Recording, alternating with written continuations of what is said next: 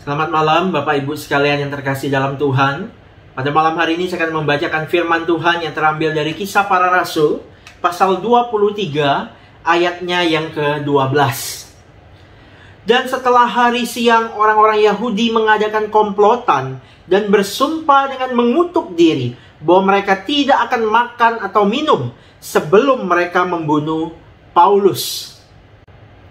Bapak Ibu sekalian, fakta sejarah mencatat bahwa banyak sekali oknum-oknum yang membalut dirinya atas dasar agama itu melakukan kekerasan bahkan pembantaian terhadap sesama manusia.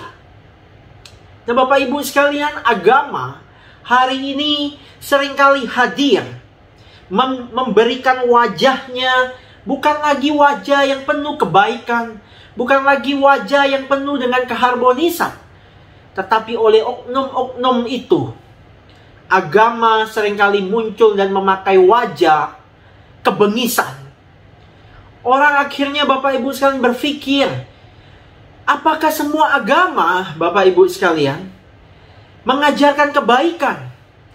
Apakah semua agama itu justru mengajarkan kebencian, menyakiti sesama, dan lain sebagainya? Nah Bapak Ibu sekalian, di tengah-tengah ironi yang seperti ini, sepertinya kita harus sama-sama merefleksikan diri. Apalagi Bapak Ibu sekalian, di tengah-tengah konteks beragama di Indonesia, yang penuh dengan kebinekaan, kita penuh dengan berbagai macam perbedaan, berasal dari suku, ras, budaya yang berbeda.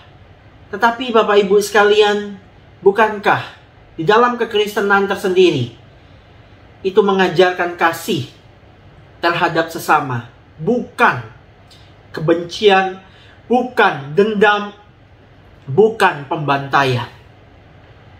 Kalau ada anak-anak Tuhan yang justru melakukan diskriminasi terhadap sesama, yang justru melakukan pembantaian ataupun mencelakakan orang lain, Bapak Ibu sekalian, dia sedang berada dalam posisi yang salah, yang tidak sesuai dan sejalan dengan firman Tuhan. Nah Bapak Ibu sekalian, sekelompokan orang Yahudi tampaknya mengalami hal yang serupa. Mereka adalah orang-orang yang berjubah spiritual. Mereka adalah orang-orang yang terpandang secara rohani. Bahkan mereka mengajarkan hal-hal rohani kepada orang lain. Mereka mempertunjukkan kehidupan spiritualitas yang wow. Tetapi pada kisah ini, justru mereka lah yang menampilkan dan menjadi otak dari rencana pembunuhan terhadap seorang Rasul Yesus Kristus bernama Paulus. Nah Bapak Ibu sekalian, mereka menuduh Paulus merusak ajaran agamanya. Padahal tidak. Paulus hanya menyampaikan berita Injil yang berdasarkan pengalaman di mana dia berjumpa dengan Yesus Kristus, yang dia hayati, yang dia lontarkan dan diajarkan tentang siapa itu Yesus. Tapi hal itu Bapak Ibu sekalian nampaknya tidak dapat diterima oleh sekelompokan orang Yahudi ini. Hal ini Bapak Ibu sekalian membangkitkan amarah mereka, membuat mereka kalap dan ingin membunuh Paulus.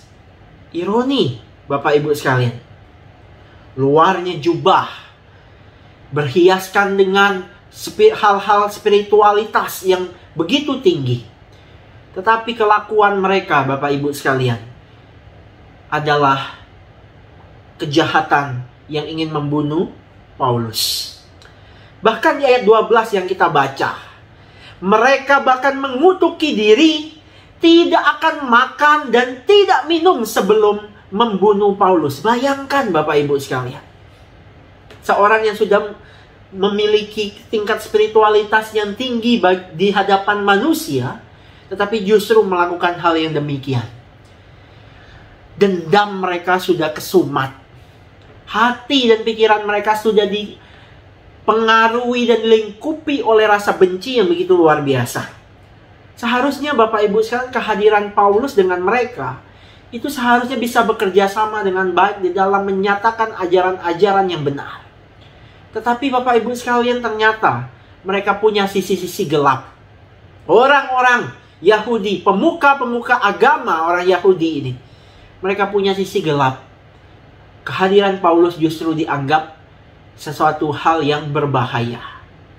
Nah Bapak Ibu sekalian, untuk menggenapi dan memulai rencana mereka berkonspirasi dengan para imam kepala dan tua-tua bangsa Yahudi. Mereka mengusulkan agar Paulus dibawa kembali ke mahkamah agama. Dan kemudian disitulah mereka mau membunuh Paulus. Apa yang terjadi dengan Paulus ini Bapak Ibu sekalian hampir mirip atau bahkan persis dengan yang terjadi kepada Yesus. Siapakah yang melakukan hukuman yang membawa Yesus kepada pembantaian? Ya, golongan-golongan inilah. Nah Bapak Ibu sekalian, tetapi bersyukur. Kalau memang bukan waktunya Tuhan, maka semuanya tidak akan terjadi. Paulus tidak jadi dibunuh Bapak Ibu sekalian, tetapi dia tetap boleh terus mengabarkan firman Tuhan, memberitakan Injil Bapak Ibu sekalian, dan menyatakan kebenaran. Poin yang ingin saya sampaikan pada malam hari ini adalah Bapak Ibu sekalian, bahwa hati-hati dengan hati kita. Waspadalah dengan hati kita dan pikiran kita. Jangan biarkan kebencian yang bertahun-tahun lamanya menjadi sampah busuk dalam hati dan hidup kita. Karena Bapak Ibu sekalian, kalau kita simpan sampah busuk itu akan tercium. Sewaktu-waktu itu akan merugikan diri kita maupun orang lain. Dan kalau hari ini Bapak Ibu sekalian kita sedang merencanakan sesuatu hal yang buruk untuk hidup orang lain, stop. Berhenti. Bertobat di hadapan Tuhan. Jangan sampai ketika kita merencanakan sesuatu hal yang kecil, itu justru akan berdampak besar bagi banyak orang, bahkan diri kita sendiri. Tetapi yang Tuhan inginkan kita sebagai anak-anak Tuhan adalah ampuni mereka, berdoa kepada Tuhan, kasihi mereka seperti kita mengasihi diri kita sendiri. Jangan rancangkan segala hal yang jahat, tetapi mari kita balas kejahatan dengan kebaikan. Kita tabur kebaikan. Kita tunjukkan bahwa kekristenan itu adalah wajah yang penuh damai, wajah yang penuh dengan keharmonisan, wajah yang penuh dengan kasih Kristus bagi dunia ini. Kiranya Tuhan boleh menolong kita Bapak Ibu sekalian. Mari kita tundukkan kepala, kita berdoa. Tuhan, terima kasih untuk renungan firman Tuhan yang singkat pada malam hari ini, yang boleh mengingatkan kami bahwa kami tidak boleh mendendam. Kami harus berjuang melawan rasa benci di dalam kehidupan kami. Dan di hadapan Tuhan, ya Tuhan, kami mau datang meminta ampun kepada Tuhan jikalau kami pernah ataupun sedang merencanakan hal-hal yang buruk untuk kami kerjakan bagi sesama kami. Tuhan, tolong kami ya Tuhan.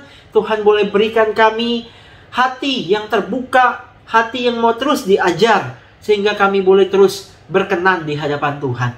Kami menyerahkan istirahat kami pada malam hari ini. Kiranya Tuhan boleh memberkati kami semuanya. Di dalam nama Tuhan Yesus kami berdoa. Amin.